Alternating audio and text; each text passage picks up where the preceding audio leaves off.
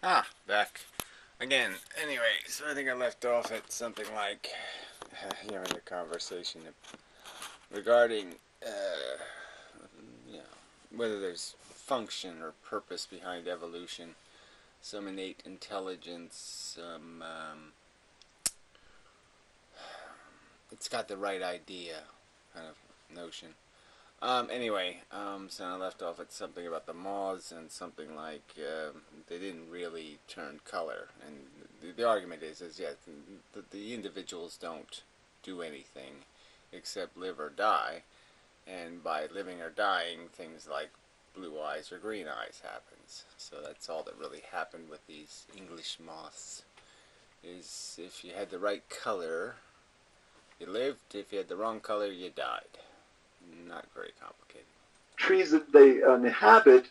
And then what's equally amazing is that then eventually that region in England cleaned its air. It began to kind of like pull the pollution out of the atmosphere, out of the air. And when that happened, the trees began to turn white again.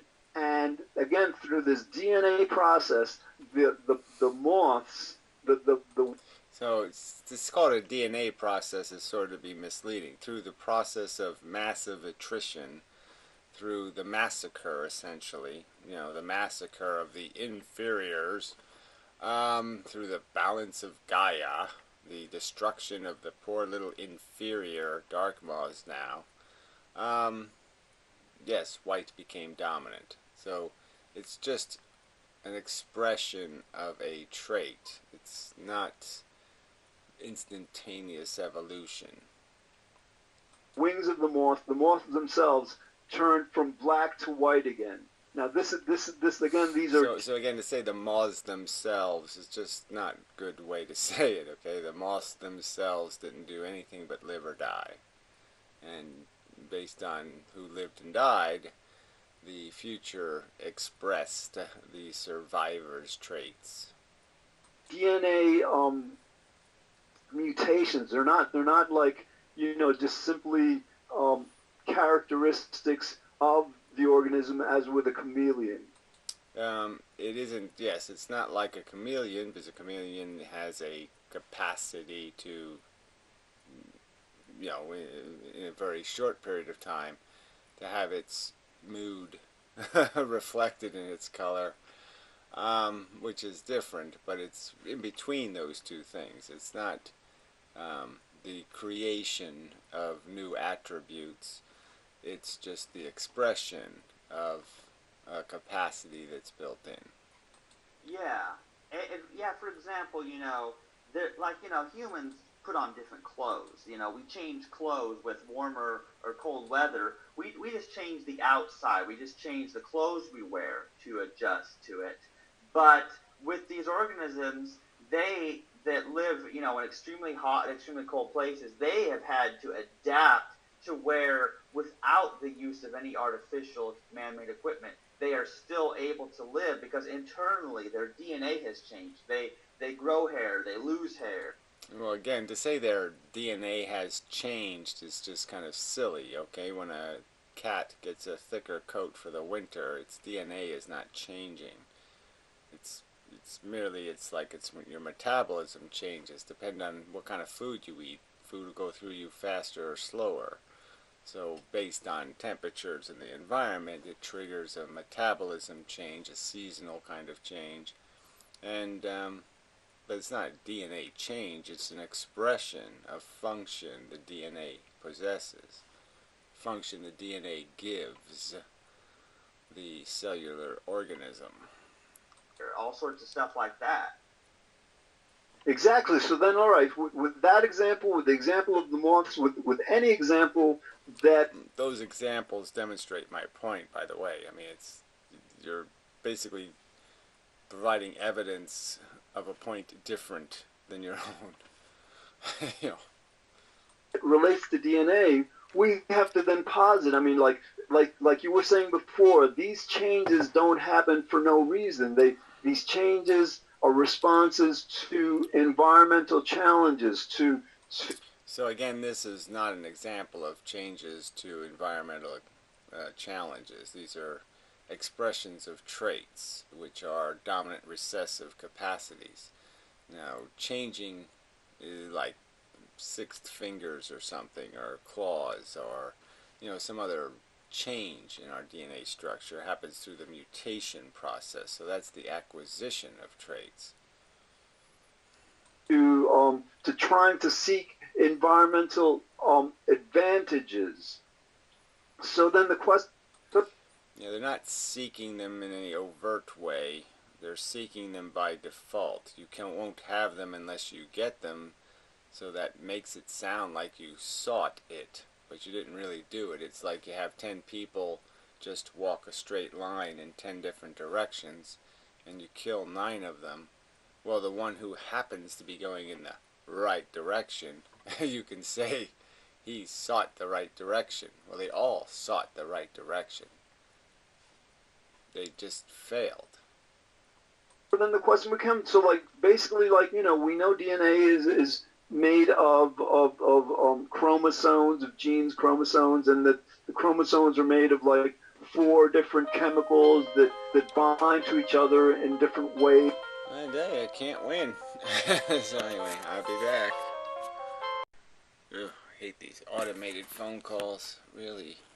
Should be a law against it. I believe there is, but obviously they don't have any penalty for it to discourage the crime. People exercising their I can't help it. I have to create computer programs to call people. I didn't have any control over that. My brain couldn't figure out that's obnoxious and fucking disgusting. Oh, bull fucking shit. Their brain couldn't figure that out. Well, there's nothing to say. I mean, this is... And that's what forms the different genes. Now, we know that, but like I think what we also have to conclude is these DNA, these genes must be communicating with the outside environment. There you go. That's just the perfect statement, okay? Because this is maybe where you're completely don't get how evolution works. The way the way DNA in general communicates with the external world, that's what I'm doing right now. I'm the DNA's communication with the external world. I'm the way it gets feedback on what works and what doesn't work. The DNA molecule that I am in possession of will not survive. It's going to be exterminated. So this communication is almost irrelevant. It's just about winner take all. It's just about the fact that the DNA molecules that are in a vessel that's dumb enough to reproduce are the DNA molecules that are going to be replicated. That's it. That's the extent of the communication. The communication is my DNA molecule isn't asking the question, is this a good idea? And expecting an answer, and then it's going to respond and say, oh, you mean this isn't the way it should be? I'll change. No, my DNA molecule is not going to change. My DNA molecule is going to die.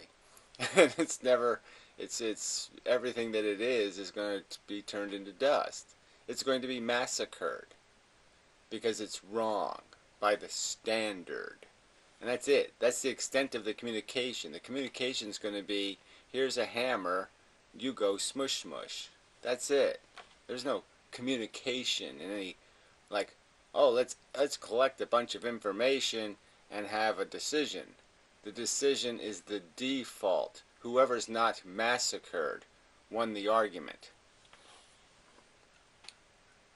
In order to be able to understand how to change. See, again, there's no how to change. The changes are all produced, all the variety, all the rolls of the dice are rolled, and then a hammer simply smashes all the rolls it doesn't like, and the ones that are left won but there was no argument about which one was best. There was no decision about which one was best. They were just merely annihilated by the environment. Period. It's not what you call. That's not what you would call communication, will, decision.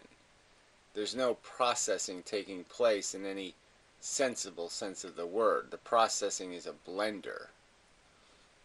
Yeah. It's interesting, and here's a great example, George. I was out at my mom has this friend who has a kind of a farm, and she has some horses. And this lady, I was petting and brushing this horse, and this lady was explaining about their hair, how in the winter they grow this winter coat of fur, but in the summer they shed it. And so there has to be some sort of way of the cells respond. Yeah, right. Suntan. I mean, I went to the beach and this guy informed me of this interesting phenomenon that if you go out in the sun, your skin changes color. And, not all that fascinating. I mean, certainly, it's not evidence of what anybody would really call, well, there's evolution in action. No, there's the manifestation of tools in action, of organisms having a capacity to adapt to environments built into their already existing code. But it's not an example of code being written. Knowing, oh, it's time to start shedding this hair. It's time to start growing this extra coat of hair. Like, so there's something here that I think humans have been ignoring, a fundamental part of nature and the nature of living things.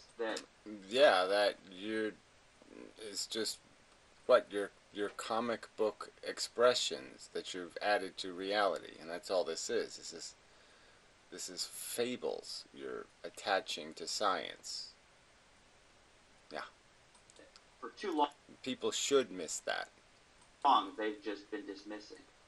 Exactly, because like with evolution, basically, the general understanding or perhaps misunderstanding is that it's a random process. In other words, it's just like there's no order in it. Yeah, well, that's not the general understanding. The general understanding is that it's not an intelligent process. The eddy in the stream is not a random process, but it's controlled by crude forces. Evolution is controlled by crude forces. Its definition of the fittest is kind of arbitrary and not relevant to intelligence. Jesus fucking. One of those days, I must say. Anyway, where were we? I don't know, we'll find out. But yeah, you're just misunderstanding evolution. And that doesn't make sense, because that would be kind of like suggesting that you could like put the materials, let's say, that comprise a building in one geographic area, and then expect them to somehow magically just organize themselves into a Wow, I mean, that's just so stupid. I mean, that's like something a dumb preacher says about evolution. I mean, it's just so frickin' ignorant. The process takes 4 billion years, and you just sit there and say, oh yeah, we just threw a bunch of crap on the ground and it made something. No, it's not how it works. It's little changes over a long period of time. And that's all they are. They're little changes. I mean, sometimes the change is rather dramatic in the sense that, things could have 6 legs and then they go to 4 legs by a huge mutation or huge change. And it happens that the individual survives a huge change. Our brains probably split in half that way. Somewhere in our pretty ancient history, there was a mutation that was essentially two-headed. And that's probably why we have a split brain. It was a Siamese individual kind of a thing. Something grotesque like that. And every now and then that stuff happens. But they have such an advantage. They're so much more functional, even though they might be less functional in a lot of other ways. That it's a trait that is keepable, and the negative aspects of the huge mutation, like maybe being crippled or something, will be diluted out through time, but the good part will be kept. That's how evolution works. It doesn't have this pile of tinker toys or parts and it just decides how to put parts together. It makes the parts, one little part at a time. a structure, and so that it's just an impossibility. So we then have to like conclude. I mean, like I said, that's just creationist rhetoric. It's no better than creationist rhetoric. It's just demonstrating a hostility and a contempt for the theory of evolution. It's to argue from a preposterous claim. I mean, that's just such an ugly straw man to create, to say that evolutionists believe that, evolution makes pocket watches out of pocket watch parts. It doesn't do that. That at the DNA level, I think at the cellular level, and also at the level of the organs that make up the human body, certainly at the level of the brain, there has to be process. It can't be random mutation. There has to be. Well, again, it's breaking. Okay, the breaks are not orchestrated. Again, a cosmic ray flies across the universe and hits a woman's ovary, and then plows through and hits an egg and smashes a bit of crap off of her DNA molecule of the egg. I mean, what else besides random are you going to call that? I mean, it's not an orchestrated, intelligent event. It's a lot of mutations. It's a lot of broken things are birthed into the world to be destroyed. But once in a while, the broken is an advantageous catastrophe. You can't understand an advantageous catastrophe?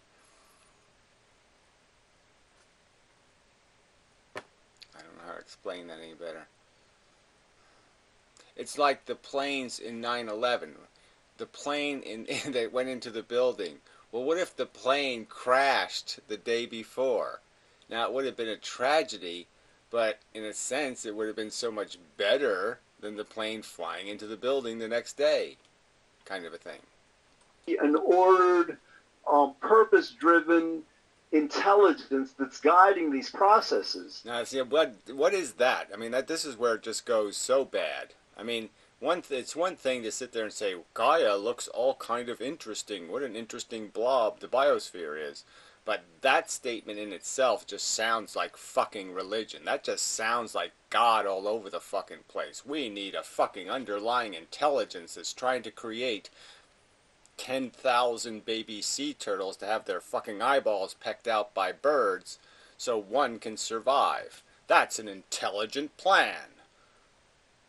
Fuck you. I mean, that just is obnoxious to me. I'm sorry. This invention of a fucking idiot god that doesn't have any personality at all and just makes living things to kill. Fuck you. I mean, that's a retarded god. Sorry to get rude, but I mean, that's goddamn religion. That's all that fucking is. That's just made up, completely made up. There's no evidence of your fucking God. There's no evidence of your underlying intelligence to the process of a cosmic ray flying across the universe and smashing into a fucking ovary. That's not what you call intelligence. Fuck.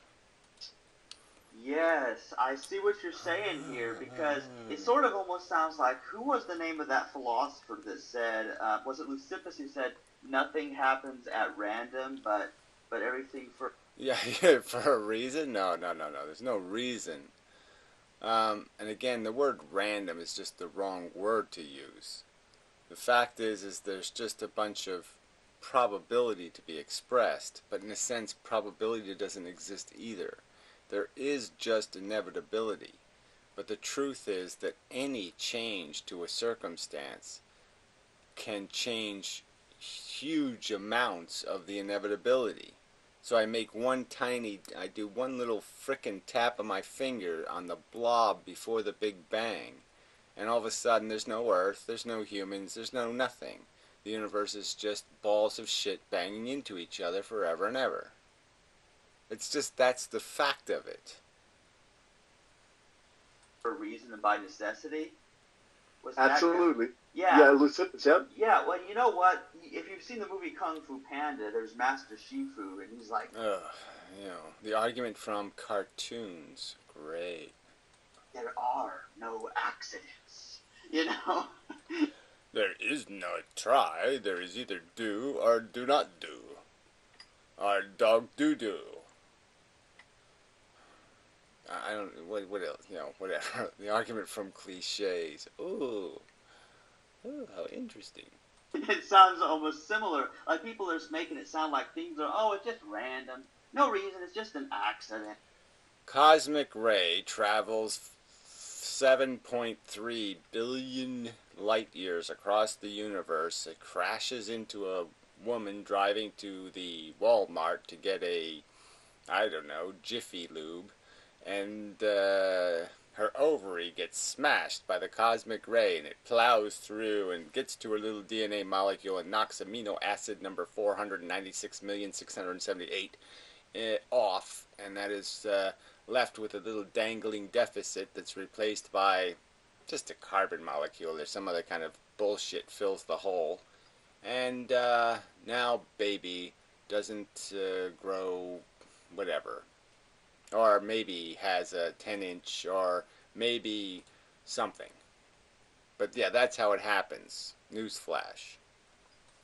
And I think that's a false statement. I think that's just a dismissal of something they don't understand, and they're not looking into it further. But I'm more than Yeah, sorry. You're a silly person, okay? You're the one who hasn't thoroughly, hasn't acquired enough knowledge of evolution, biological science, let's call it, and is speaking and talking out of gross ignorance. happy to look into it. Exactly. Let's take the analogy, for example, of computers again. You have these like hardware engineers and software engineers, basically doing intelligent experimentation. They're trying like certain materials in terms of like to build the memory for computers and to build the certain components for computers. And a lot of what they tried didn't work. They might try like 1,000 different kinds of materials configured in 1,000 different ways until they come up with the solution, with the answer. And with the software, again, they might try different approaches to various. Yeah, well, some of that is actually random, okay? I mean, Edison, was carbonizing everything on Earth, and then he fell on the idea of carbonizing a thread for the light bulb. I mean, he had to come up with preposterous ideas and try them just to see. And then sometimes, with the software engineer, I'd say it's a little different because your trial and error is in a very narrow path, because you certainly know there's a lot of stuff ain't gonna work. I hope this program works. There, you can write that in code. You can say, I hope this program works. There's no chance that's gonna make the program work. Software problems before they come up with the answer, and it's an intelligently driven process, and we can apply this analogy to the DNA. Well, I'm sorry, it's not an intelligently driven process. It's a gladiator war. There will be winners, there'll be losers. There's no intelligence deciding which one wins or which one loses. It's a fight between swords and weapons and malicious attributes. Have you looked at goddamn nature? Have you looked at the parasites? They suck fucking blood, for fuck's sake. They couldn't be any more overtly aggressive. There's a bug called an assassin beetle. I mean, it assassinates. It sticks it has a face that's basically a fucking hypodermic needle. It sticks it in you and sucks your guts out. I mean, what the fuck? How more overt does it have to be? And you want to call that intelligent? It's intelligent to design tools to eviscerate the other things existing to have your DNA win? That doesn't exactly take much brains to say, well, if I make the fucking sword an inch longer or, a bit sharper, it's going to be a better weapon. In terms of like this quote-unquote random mutation, basically the DNA is basically somehow being communicated to by the environment. 10,000 baby sea turtles. I mean, yes, that's the communication. It sends 10,000 varieties of the turtle out Okay, and one of them might be able to replicate its DNA, and that'll be declared a good change. That's how it's working. Every individual is subtly broken, is subtly different than every other individual. Even two twins, even though when they're identical twins, they're not really identical. They still have some variation built into the fact that each one of those chromosomes has a different history and has different little bumps on it. Little bits of damage. And it's basically trying to figure out how to best address whatever it's being called upon to address, whether it's like, you know, the need for more food, or it's not assessing any needs. So again, it is the process of thinking. If you're going to call it a process, it's the processing of a decision. It is not making a decision beforehand. It is the actual event that creates the decision. There's no beforehand deciding. There's only events that decide. Shit. a more hospitable climate, whatever it is that the environment challenge might be. But again, I think we have to acknowledge that just as like computer programmers and hardware engineers use intelligence to guide their experimentation, the DNA must use a similar kind of... It must be deciding that, it will put anus next to penis. No, it doesn't, our vagina. No. I mean, there's so many aspects of our own construction that is crap. That we still have this stupid appendix thing. We still have tonsils. We still have these vestigial parts that are just get in the way most of the time. And it doesn't have the knowledge to get rid of that stuff because it's an acceptable liability. So again, wrong. There's still little bones, little tiny bones in the hip of fucking porpoises. They're still there. They wouldn't be there if the DNA molecule was saying ahead of time, well, how can I improve this design? Intelligence to guide its mutation and evolution. Hey, yeah. Guide. There's no guidance. Again, this is where you're just so wrong. Just as our brains aren't guided, there's no guidance. There's cause and effect. There's circumstantial fact. And in the end, there's gladiator decision. There's a decision based on attrition. There's decision based on attrition. There's decision based on attrition. That's how evolution works. It kills the wrong choice. It doesn't say, I don't like that choice. It kills it. Yeah, to use a more common example... It exterminates it. It exterminates it. That more people will understand is Thomas Edison learned a lot of different ways not to make a light bulb until finally found one way that worked. Again, that's sort of the point, isn't it? That's right. Nature makes a lot of things that go into the world and fail colossally to improve. That's a perfect example, Chandler. Yeah, exactly. So I don't know how the fuck you can't figure this out. If you can understand that Thomas Edison had to waste a million minutes to have one productive minute, that's how evolution works. Exactly. So in other words, yes, the mutations, there are many mutations, and what works is carried on, and what doesn't work isn't. But even like explaining that, so first you have to ascribe intelligence to the process that will determine. Oh, right. So you're just saying there's intelligence in the process of a 6-foot guy cutting the head off of a 4-foot guy. That's intelligent. Well, it's not. Okay, it's just not. You're saying there's intelligence in, a hammer smashing an egg. The fact that the hammer always wins, that's somehow an expression of the universe's intelligence.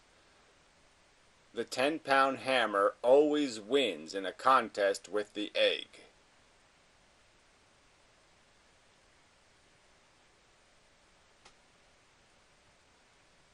not intelligence. It's just a material fact of a dumb fucking universe. Well, this is working.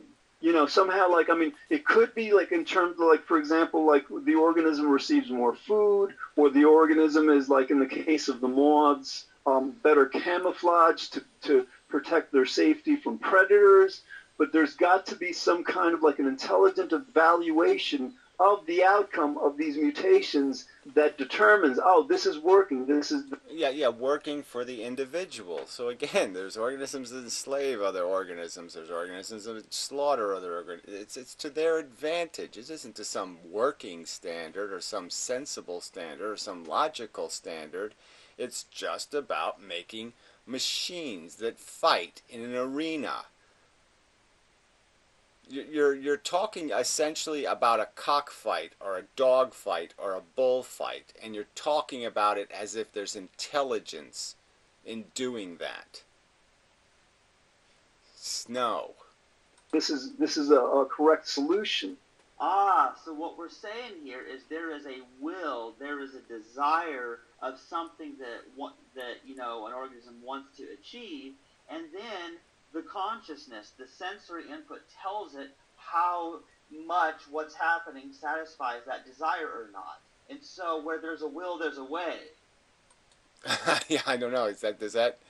Now you're already talking about humans using their scheming brain, a tool, to satisfy their desire mechanism, which is another tool. Oh, that's a different subject, isn't it? Yes, it is. Chandler, excellent. Yes. So in other words, like there are guiding desires. Just have as we Guiding desires. Again, this is really duh. I mean, desires in their very nature. That's why they exist. They're motivation mechanisms. They're tools. Organisms that have motivation mechanisms, sticks up their ass saying do it or else, will do it because they don't want the or else. human beings have like these guiding motivations, drives, the drive to survive. Yeah, the sticks up their ass. Human beings have a variety of sticks up their ass. Say it that way. Be more honest. To seek pleasure and avoid pain. That these.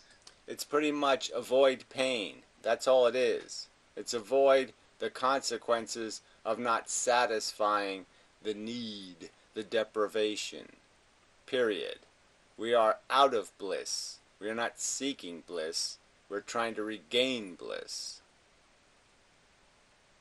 Say it again. We're not seeking bliss. We're trying to regain bliss.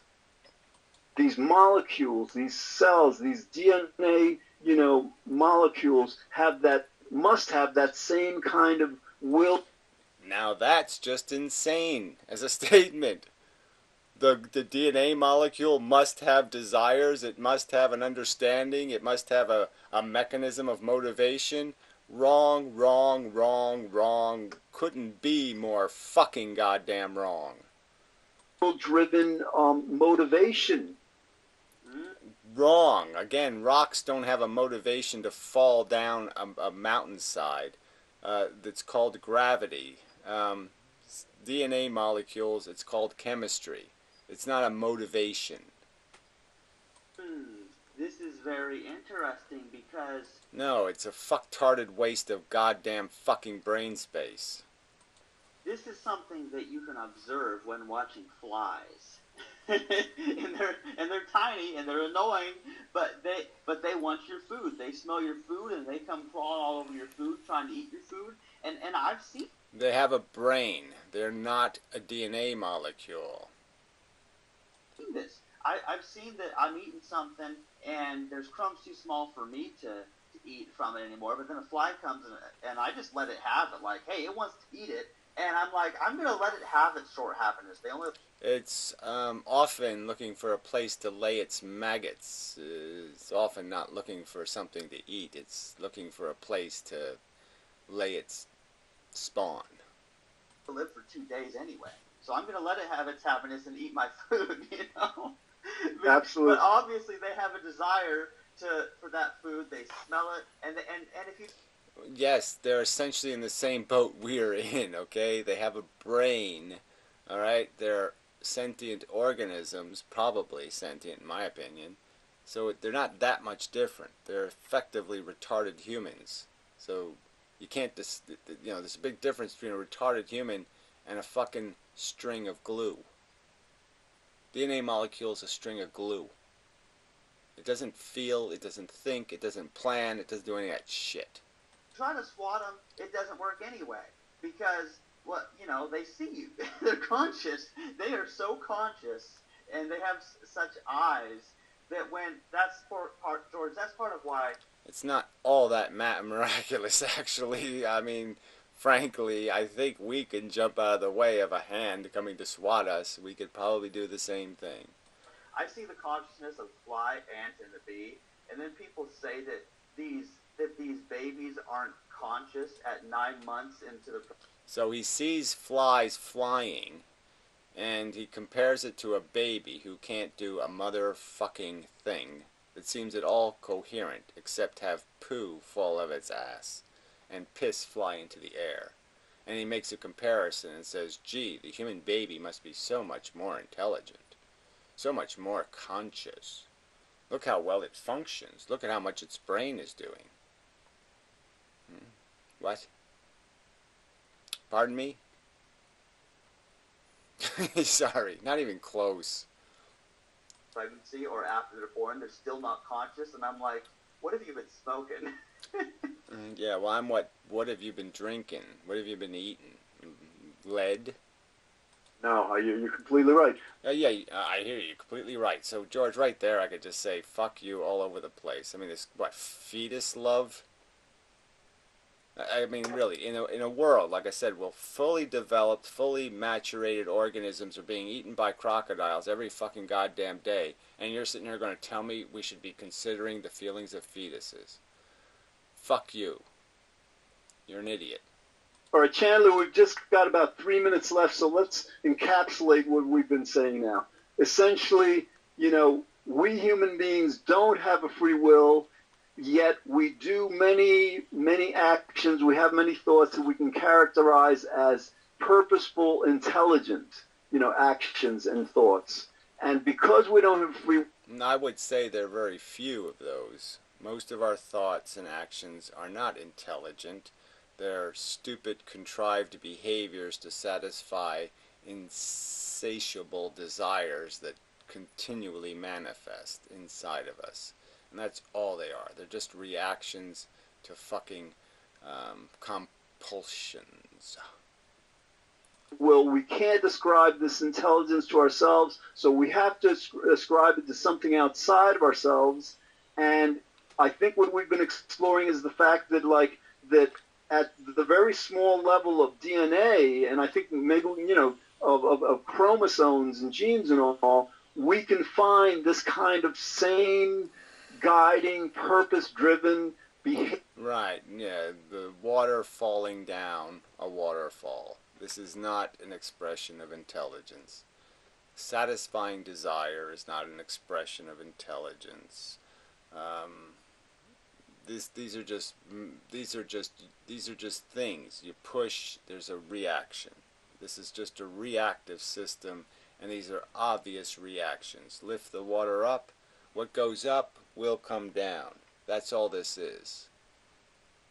Behavior that we must, I think we're compelled to define that behavior also as intelligent. Yes, I think we have. Yeah, I just, again, it's an abuse of the word intelligent to call satisfaction of desire a mission of intelligence. You'll use knowledge of an environment, you'll exploit that knowledge, but again, exploitation isn't my definition of intelligent behavior. So again, it's just a kind of a perversion of the words to say that any plan that's self-serving is therefore intelligent. Not close, in my opinion. I think we really have to look at living organisms, the big and the small, and conclude that there's a will, a desire, an intelligence among each of them. and size. Yeah, again, this is just so overstated nonsense. There's some rational imperative, there's some obvious truth to the fact that the paramecium has a feeling, sensate consciousness. No such fact exists.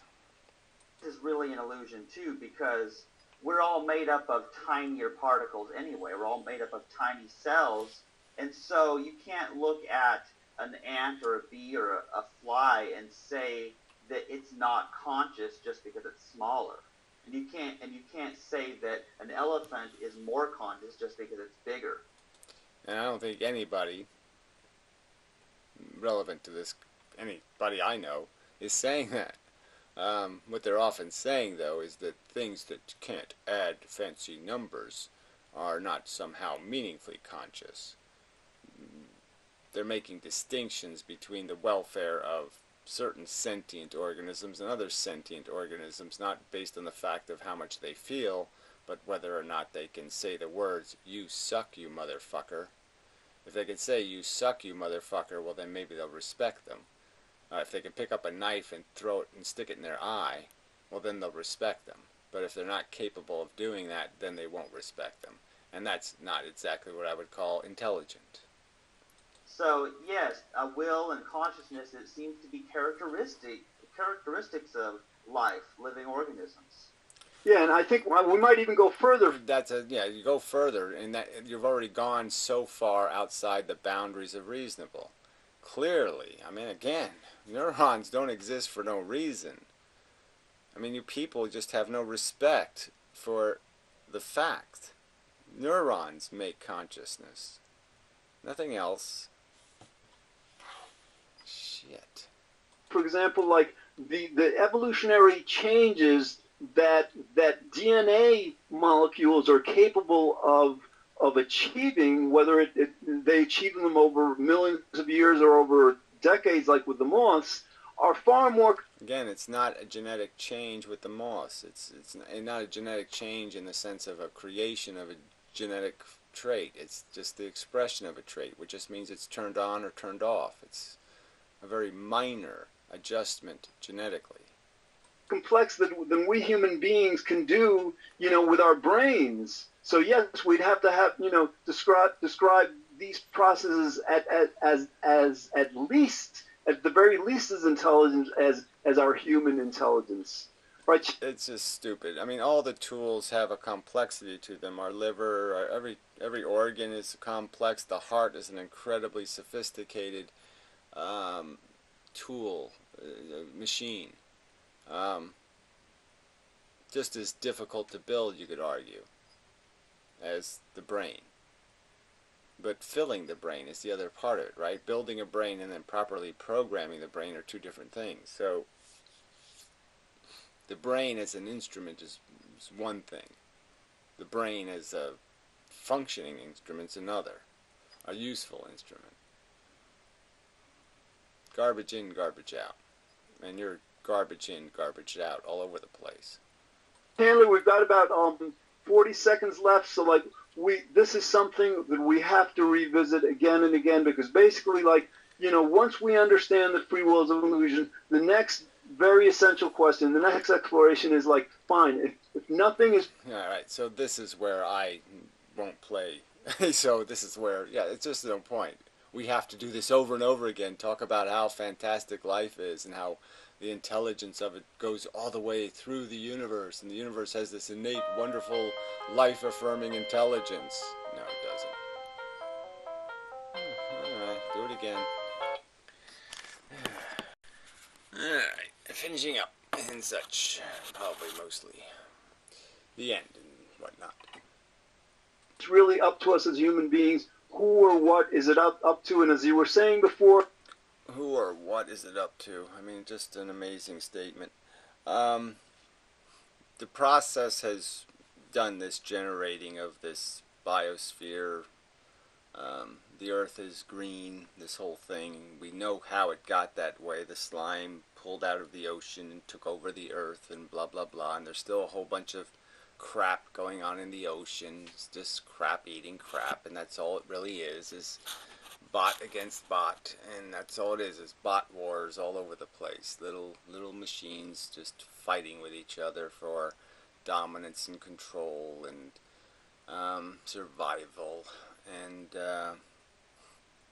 there's not the intelligence is what we have. We have this tool, this scheming tool. Now we can apply it to, instead of just modeling the simple world in front of me, I can model the universe in my brain, and I can understand the model. I can understand that this infestation of a DNA molecule on Earth is just that. It's an infestation. The molecule divided, and it just kept doing it, and it's still doing it, and had to keep modifying itself so it could eat its own shit, so it could learn how to eat the other players. And there's just nothing to sit there and say, wow, isn't that all magical and wonderful? No, there's a hell of a lot here to lament and to be appalled and disgusted and revolted by. And there's not using the word intelligent to describe such a crude, stupid game. It's just obnoxious. It's like calling some moron from Arkansas intelligent because he can see beauty in a cockfight or a dog fight. That's not an expression of intelligence. Seeing wonder, in oozing blood and, victory over your own kind is not the description or definition of intelligent conceptions. This has religious implications. This has scientific implications. This has well, whatever. It doesn't seem to me that you understand the difference between science and religion. It seems you've sort of reversed them. One is, yes, it has an implication to the definition of stupid and smart. It's basically an understanding of who we really are.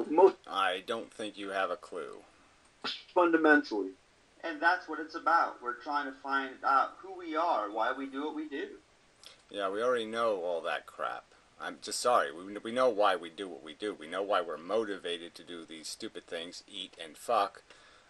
We know why we have an ego, so we can kill each other off to prove who has the biggest dick or the biggest whatever, the biggest sense of humor to impress the ladies. Whatever is the definition of charming at the time. I mean, charming now apparently is some sort of poofterism. But whatever. Okay, Chandler, thanks. This has been a great episode. We'll be back again with free will, science, and religion. Yeah, well, it sounds like more of this religion than either of the other two, so whatever. So anyway, happy trails and whatnot, blah, blah, blah, good luck, blah, blah, blah, blah, blah, blah, blah, blah, blah. But not for me, thank you very much. Yeah, there's really nothing else to say, right?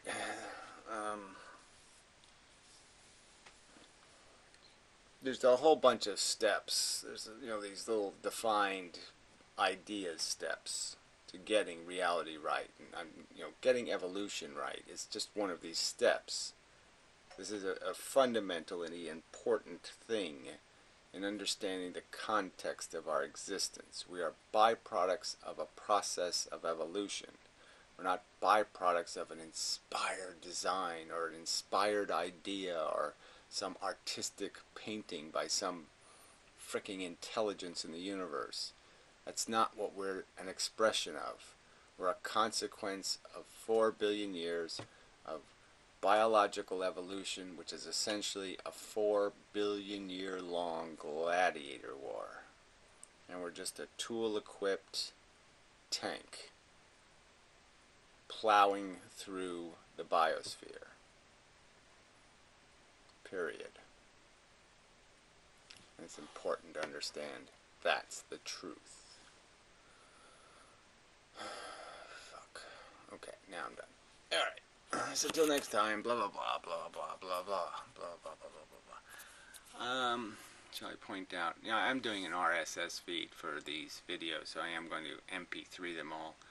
So maybe I'll leave the link in the description to the RSS feed, the XML file. But you can make it an active link on your browser, which is sort of interesting in Firefox. So see, this says podcast, and then if I click it, there's the new ones. See, I've played this one, so it's gone dark. But these two, I haven't played the MP3s of these two. So it's called an active bookmark or something. But it's, it just does the RSS feed. So it's sort of useful. But anyway, I'll make a website and do some things and blah, blah, blah. But it really is a good idea, I think, to do the MP3 thing. And now that there's play in the browser like this, why not? So I'll work on that too. So anyway, that's the good side of getting into this thing, is that I've acquired some more technical knowledge of content distribution. Blah, blah, blah. Yeah. Till next time.